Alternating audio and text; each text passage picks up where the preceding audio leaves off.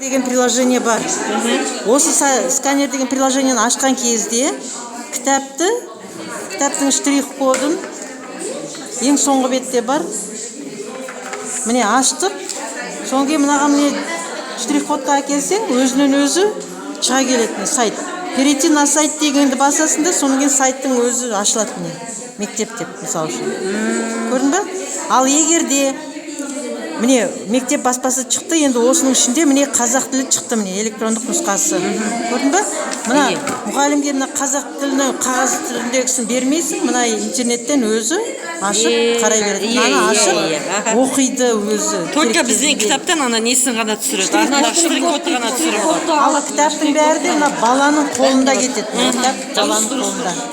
Ал егерде мына сканер деген приложение жоқ болса, онда ше Play Market дегенге кіресіз. Play Market деген қайда? Play Market деген қайда тұр? Міне, жоқ, ол емес. Play Market қайда?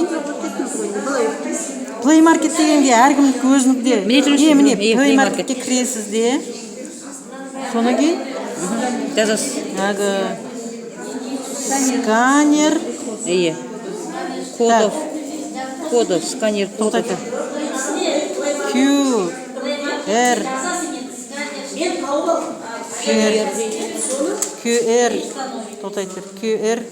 QR кодов міне.